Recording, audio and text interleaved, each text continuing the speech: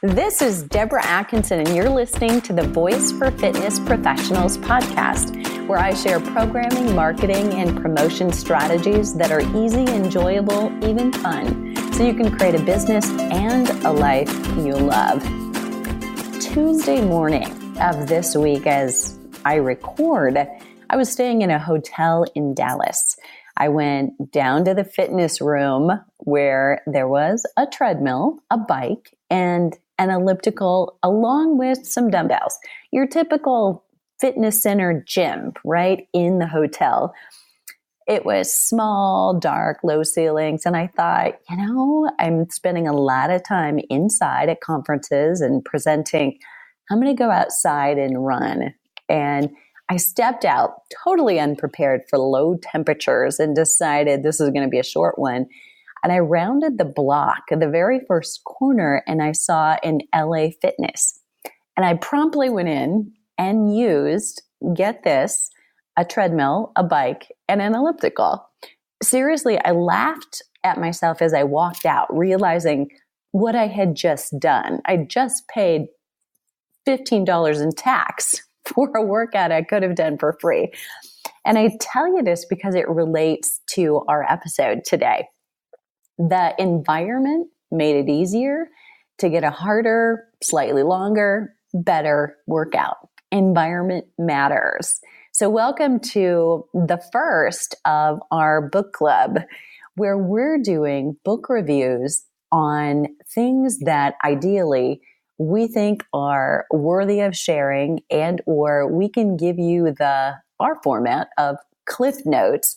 So if you don't have time to read it and or to listen to it, you at least can get the takeaways. So first of all, let me introduce my co-host and guest, Tom Durkin, who's been on the show. Good morning. Wait until it's your turn. Who's been on the show before. He is the owner-operator of Ames Fitness and Fitness World Ankeny in Iowa. He is the CEO of Health and Fitness Management. He has 40 years in fitness industry sales, management, and literally in and out of fitness centers every single day. He personally has 2,000 books and growing in his personal library.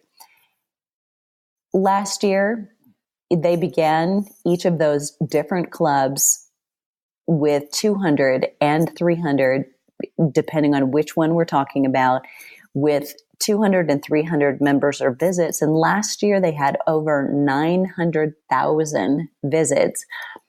They had 58,000 personal training sessions. And he supervises 315 employees. So he's got some experience working in the fitness industry and motivating people, consumers, but also motivating employees. And from that perspective, he has an awful lot to offer as far as insights and what motivates him over 40 years to keep going and supports his motivation of others. Tom, thanks for being here. Holy cow, no wonder I'm so tired. If you give me that intro. Yeah.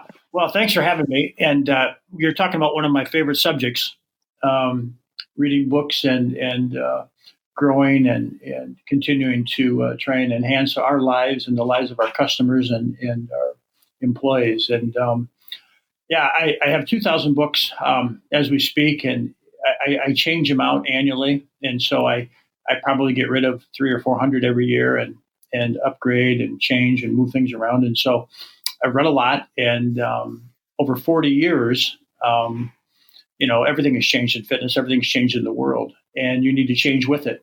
And so one of the habits that I try and do daily is spend 45 minutes reading a book of my choice that's going to help me and help my business. And so anyway, so I'm excited to be here, and I certainly appreciate you having me on, and hopefully this will be helpful to your listeners. I'm sure it will, and I can't wait to dive in. So I want to, for listeners, give you the lowdown. We're actually looking at 2 books today because they're so closely related. I think you'll find there's a winner that emerges. But the 2 books that we're talking about today is, number 1, Willpower Doesn't Work, And as we do this live, this is January, a very appropriate time to be talking about willpower, discipline, and habits. The second book is The Power of Habit, Why We Do What We Do in Life and Business. The first book by Benjamin Hardy, the second book by Charles Duhigg, and I may have slaughtered that name, but he may never know. So we will put links to those books, by the way, on our favorite retailer, Amazon, just in case after. So we've got you covered in the show notes. And Tom, before we dive into it, I want to ask you personally, so that listeners can also use this as a gauge, how influenced are you in that selection of 2,000 books? How influenced are you, or do you think others should be on, say, bestseller lists? Oh, I'm not influenced at all. That means zero to me. I base it, a lot of the times I browse these books pretty carefully before I buy them. And what really resonates with me is if the author has experience in my field. I mean, if you've got a credible author who's actually walked the walk versus talking the talk, it matters a great deal. One of my favorite books, you and I talked about this before, we're not reviewing it this morning, is Shoe Dog by Phil Knight, the owner of Nike. And I remember reading that book and just being blown away at how discouraged he was and how much trouble and sacrifice he had to go through to build that company. And, so anybody can write a book. And I think to become a bestseller, I think that's good marketing or good sales, which is fine. I mean, that's their job. They want to sell their book. But, I need help now. I want to read a book on Monday and I want to implement something on Friday. I want to take away right now. And so if you've got someone who's got experience in the arena, who's actually done the job and can bring real life experience to my arena, that carries a lot more credibility. So the reviews matter, but my personal review is the one that I'm looking for. And I bought books before that had great reviews and I didn't like them. And I've read other books that maybe didn't get great as reviews, and they're one of my favorites. And it's helped me dramatically, and it's stayed in my library for 30 years. So you got to review it yourself. But if you can find someone who's actually done the job or been in the arena, that makes a big difference. Great input. Love that.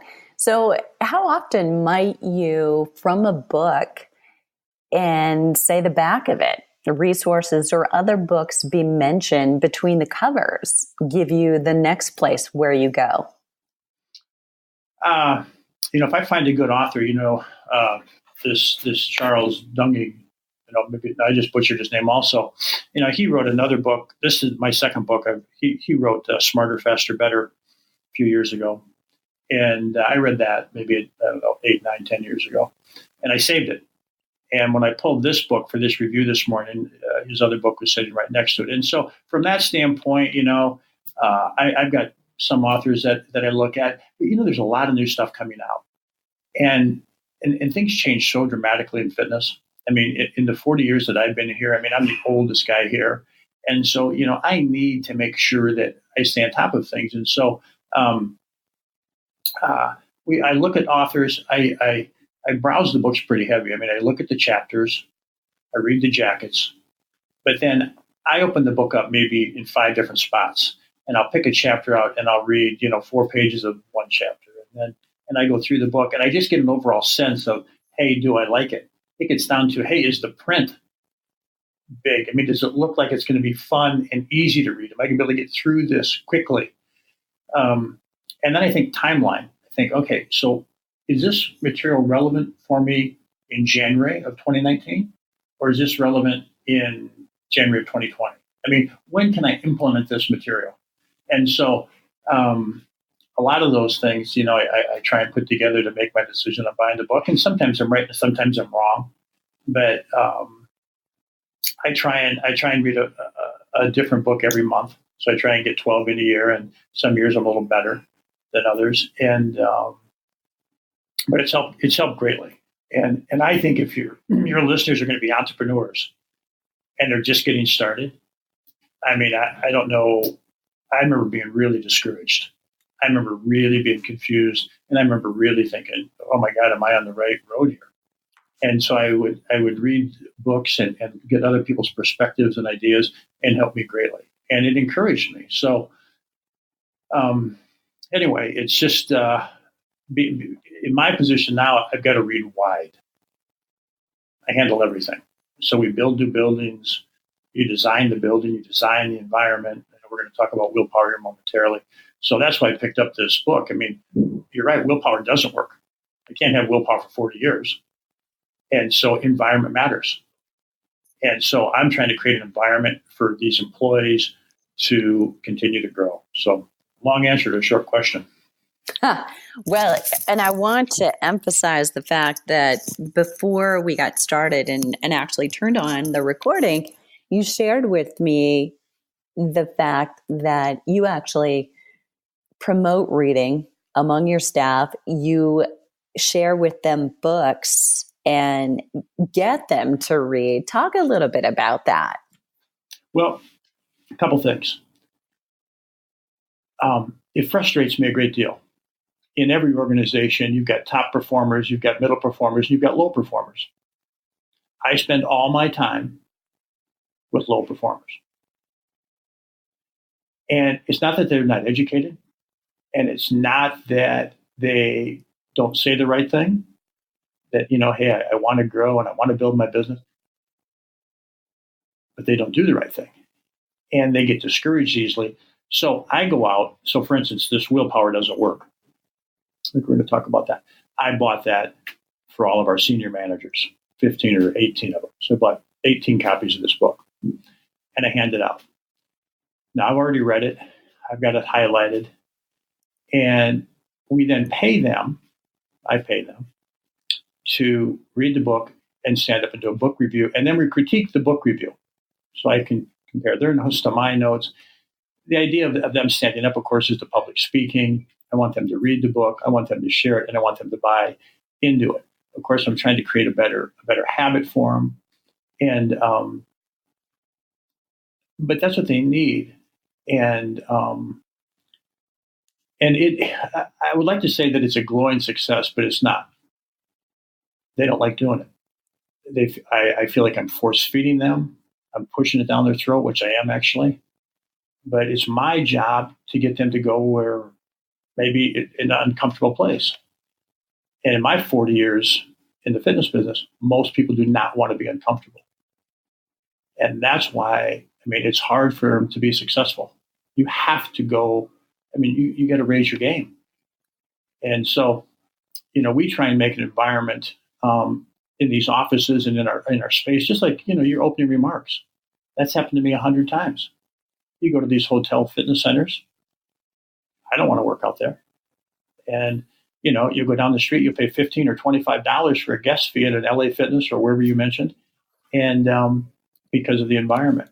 So we try and set it up where we can get our staff to read books. And I just think it'll help them a great deal. And it's still a work in progress.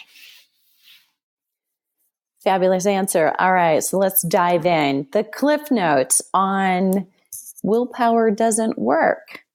If you had to give, say, 3 to 5 sentences on your summary, your synopsis, what would you say about this book? Well, don't join the easy crowd. You're not going to grow. And so, your environment from the people that you hang out with, the people that you talk to, the people that you work with are going to shape you. And either you decide what your environment's going to be and you shape your environment, or your environment's going to shape you, obviously. So I enjoyed the book. It talks about getting rid of all excess baggage in your life that is not productive, whether it's people, space, food, habits, the waste of time. They talk about how much time we spend maybe on Netflix or on your phone or different items. And becoming a better person is difficult. And, you're exactly where you wanted to be based on the decisions that you made. And if you want to be someone different, you need to create a better environment. So it just talks about, and it reinforces. It reinforces. Now, we all know this. I know this, but it reinforces it. And it's easy to go downhill. And it's easy to coast. And it's just easy to think, I'm doing okay. And that's not the case. And so it's a daily, it is a daily challenge. And so I would recommend it to all your listeners that, I don't know how much I paid for this book, I'll tell you right now, for $20 or $25. And it is a good read. And it's the first time I think I've read anything by Benjamin Hardy. And it is a whopping 225 pages. So it's a short book. And, but it just reinforces the idea that just take a look at everything. So when you wake up in the morning, what does your house tell you? What does your bedroom tell you? What does your breakfast tell you? And what can you change to become more productive? Who do you talk to? What do you see? What do you wear? What's your office look like? What are your habits? And because it matters a great deal.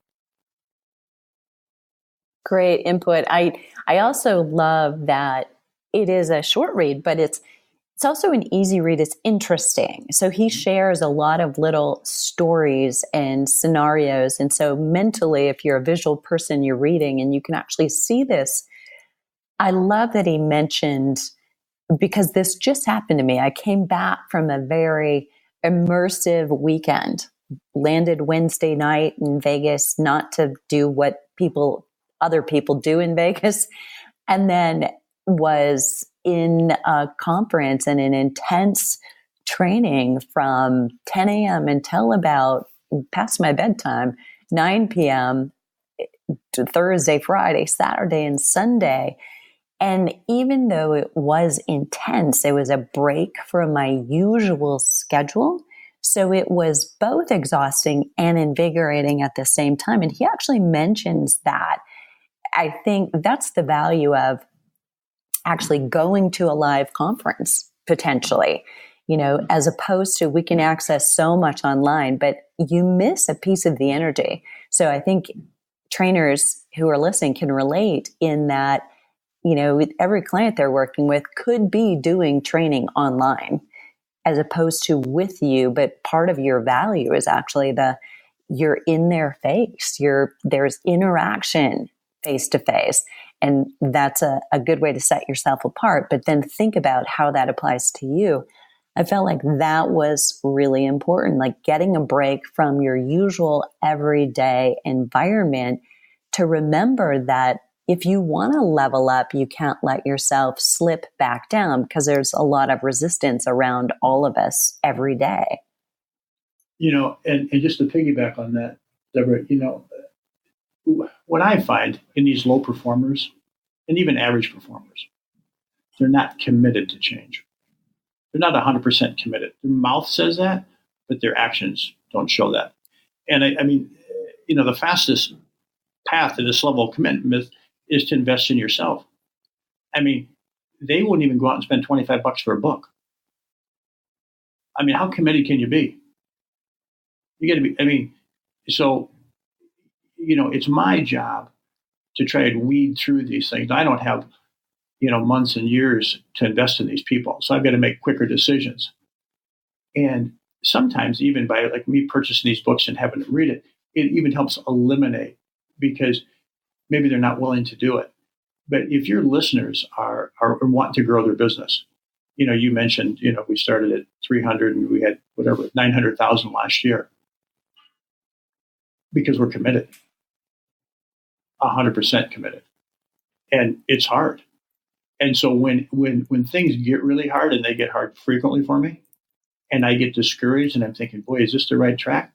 I go back to my old friends and my old friends are in my library and I pull them off the shelf and every book is highlighted and got paper clips on it. And I just go to certain passages or certain pages in that book that reassure me to either hang in there or make a little tweak here or do this or do that. Because all of these people, not all of them, but a lot of them have had massive success. and they had the same trials and tribulations. The only difference is, unlike my low performers, they committed and they went all in. And when you go all in, then the light shines. So I would just strongly suggest to anyone listening to you. I mean, there's a lot of fitness professionals out there, and what's going to separate you is your decision. If you commit 100% to go all in and get the education and surround yourself with the people that you need, get mentors, because it will make a huge difference. Great message. And definitely, I think through that book, that was the big one. Okay, let's jump ship and let's talk about habits and let's isolate our conversation here to habits, and then maybe come back and we can compare and contrast the two books. So in fairness, the power of habit, why we do what we do in life and business. I mean, what are your thoughts about that? If somebody was asking you, should I read that book and why? What'll I get out of it? What do you say? Should you read it? I mean, depends who you are. It's okay. I like willpower much better. I will keep the power of habit. But if I had to give one book between the two to someone as a present or to try and improve their life, I'd give the Willpower Doesn't Work book. Habit is a little repetitive for me. I mean, it's got good material, don't get me wrong. But just there's not a lot of new material in there. And that's what I wanted to ask. So sorry to interrupt, but I wanted to ask, when you say repetitive, do you mean within the book it keeps repeating, or simply it's repeating a message we all probably have heard? So yeah, it's a repeated message. I mean, it's not new material. It's good to hear. It's very well written. But there's not a new material in there. And I think he says in the book, you think you're making decisions all day, but 40% of your actions are your habits. And he said, so think about driving from your home to work. That's a habit. You're not awake. You're not paying attention to what you're doing. And he said, most of your decisions throughout the day are habits, and you think you're making decisions. And he said, so if you could change some of those things, think how much better, how much more productive your life would be. So he talks in habits that our life is on a loop. And he says, if you don't examine that loop on a regular basis and make alterations to that loop, nothing's going to change in your life. So he talks about the cue, the routine, and then the reward. And he also talks in there about how much time the average American wastes in planning, and they get very little action done. And so, I know that to be true around here. And the difference between a top performer personal trainer or salesperson or manager, a lot of it is their effort into their skill set, is their habits. The top performers practice, where the low performers play with their phone. And when you look at top performers versus low performers, and you look at what they do in an 8 or 9 or 10 hour period of time, and see how they use their time and what they read and what they do, it's pretty crystal clear, and the results are there. So he talks about what got you here won't get you to the next place, and so he talks about changing those daily habits and being aware of it. He said most people want to hear good news, and that's true. And he said so very few people. He said you need to get someone in your life that will do a hard examination of you and take a hard look at you. So if you're, need to exercise more, or you need better nutrition, you need a mentor or someone who is going to push you into good habits that will pay dividends for the rest of your life. And very few people are willing to do that.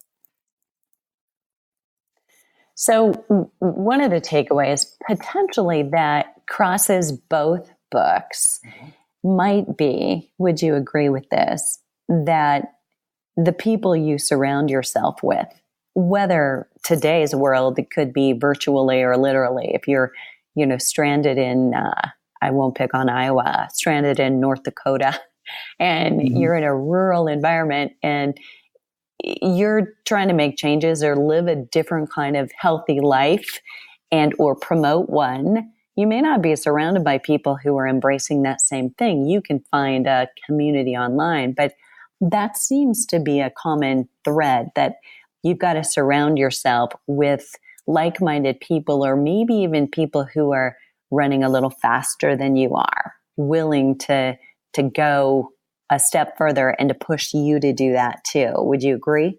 I would agree. Yeah. I mean, so for instance, I've been doing marketing and sales in fitness for 40 years. So when I do training, I'm going to interrupt you just for a second, not to be rude, but I know that you have a voice that is a little bit louder than that, and you're really quiet. So if you could just talk a little bit louder, or maybe right into your mic. Let me see if I can fix this for you. Is this a little better for you? Yeah, thanks. Okay. So we do sales meetings. And when I do a sales meetings, we have a hard time getting people to show up. So we have to make it mandatory that they show up. And the reason they don't want to show up is they tell me that I critique them too hard. So a lot of times, for instance, we will have brand new people come in. They've been on the job a week. They just graduated from college. They've been on the job for a week. And I will do a one-on-one sales meeting with them. And it'll maybe get a little too intense. And 2 or 3 of them will quit after the meeting. Now, the manager that hired him is a little just, yeah, right. Yeah, you laughing. The manager that hired him is a little distraught. She just said, my God. Well, to me, that's good news. Because if you can't take this, you're certainly not going to make it 40 years. And if you can't change your life, you're certainly not going to change anybody else's. And that's exactly right. So go back to the point that you need to run with somebody that can run faster than you, or swim better than you, or bike better than you, or whatever. That's right. To be the best, you got to beat the best. And so that's the game you got to play. And if you're not willing to commit to that, then you're not committed. So what are we doing here? No one wants to have an average trainer. In 40 years, no customer has ever walked into me and said, oh, who's an average trainer? Can I have them? And I never will. And hopefully I'll never have that answer. So, you're either in or you're out. And your habits and your environment decides who you are. And, your customers make these decisions right away. Just like when you talked about this hotel, you made a decision from the window before you walked into that fitness center, or didn't walk into the fitness center and hotel, and you went down the street. Well, your customers do the same thing. They see you. They look at your habits. They can tell how educated you are. They can tell how committed you are. They can tell when they sit down and talk to you. Every Tuesday morning, we get reports on everything you've done. How many phone calls you made, how many sales you've made, how many sales you didn't make. And every top performer makes more phone calls. Every single time for 40 years. So here you are. You're an average performer. You're a low performer, and you want to get better. I can just look at how many phone calls you made. So it's habits. It's environment. So yeah, you want to be the best, hang out with the best. And yeah, it's going to be uncomfortable, and you are going to get your butt kicked in. And you should be glad you are. Because even if you are losing with the best, you're going to beat everyone else, all the average players. So you will get stronger. You will get better at sales. You will become a better trainer. And at the end of the day, you're going to have a better business. So anyway, I mean, and you would think, Deborah, that this would be so easy to have this, to get this ingrained in these people. It is not. It is not. And I would say this, and I'm making this up. I would say you take any fitness center in America, you can pick it. 15 to 18 to 20% max are top performers. And then you got average and low performers. And some guy like me spends all his time. If I work 45 hours a week, 35 are working with low performers. I don't work with the top performers. They got to figure it out. I just got to get out of their way. They got the habits. They got the environment. They've already made the choices. They're already committed. It's these other people. And so I've got customers coming in every day. They want top performers. I don't have enough top performers. So commit, make up your mind, do it now. I mean, once we talk about New Year's resolutions all the time. Mm-hmm. So anyway, the power of habit, why we do what we do in life and business. And I'd like to figure out why we do some of these things. And so that's why I read all the books. Okay. So your final answer on these two books, on both of them. So this is your chance to echo potentially what we've already said. But if you had to recommend a top 10 books to read, on habits of successful people, would either or both make the cut? Let's start with Willpower. Is that a yes or a no? I would put Willpower in there because it's broader. I mean, your environment's everything. I mean, for instance, I have a reading room in my house. I have a reading chair. I have reading lamps. I set the room up where it makes me want to go in there and learn. I mean, everything that I do, I try and set it up for the environment. So when that time comes, it makes me want to do that activity, because there's a lot of days I don't feel like doing it. So I have to overcome those feelings with environment. So the room has got to be so attractive to me. Cutting back to your opening line on the fitness center, it's got to be so attractive to me that it pulls me in to pick up that book. Sometimes I just want to do other things, which would not be productive. And so I go to that room and I think, yep, that's inviting. And I go in and I sit down. So I would put Willpower in there. I would probably pass on Habits, on the Power of Habit. It's very good. Do not get me wrong. I'm going to keep the book, but if I were to hand this to a potential entrepreneur, new trainer, and they could only read one or they could only afford one, I would give them Willpower. Doesn't work. Discover the hidden keys to success. Great feedback. So it makes the top 2,000, but not the top 10. No. Sometime, I don't know, when we're going to do this next, but there's some books that I don't care what arena you're in. I don't care if you're in fitness or what you're in, that I think everyone should read. That maybe next time, or we could sit down and talk about them. And they're really strong, and they really give you a good foundation of habits and environment to really create a successful life. Fantastic. Okay, so putting you on the spot here, we haven't actually done this together. So if you got to choose any of your favorite books, and I suspect you might have teased it already, what's your choice for the next book club review? Well, I got a couple. I thought you might. Yeah. I'm reading one that's called Dark Horse. It's by a guy named Todd Rose, like the flower.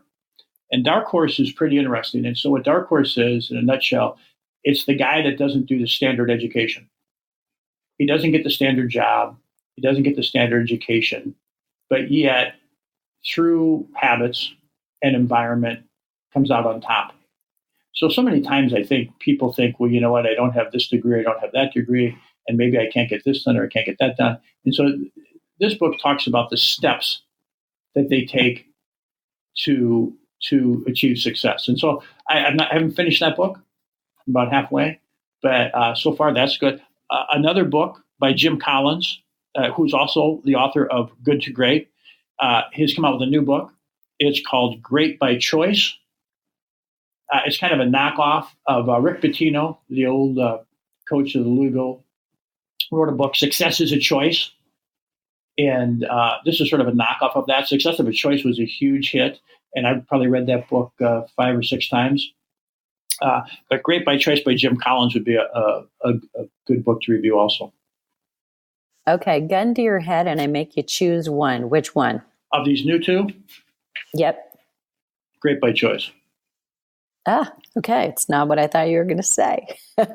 Okay. So that's what's coming up next in our book review. Tom, thanks so much for being here. Thank you for having me. I appreciate it. And to all your listeners, I would strongly suggest pick up these books and read them. It'll make a huge difference in your career, in your life, and apply these principles, and you'll be glad you did. Oh, love it. And to anybody who's listening who thinks, I'd love to read, but I can't read, I think a lot of people are making use of books on tape, books on audio, and that's another way to go. So if you or somebody who's listening to music or podcasts while you work out, shifting to listening to books if you can't get them read, so that you're putting information in your head, subliminate while you're exercising, can be super beneficial. And fitness pros, I'd love to hear from you. If you have a question, leave it below the show link at fitnessmarketingmastery.com/habits. And I would appreciate it if you leave us a rating in iTunes if this was helpful. Check out the blog, other podcast episodes, and the coming additional book club reviews we'll be doing on a monthly basis. And I'd love to hear if it's been helpful. Again, you can find this one at fitnessmarketingmastery.com/habits.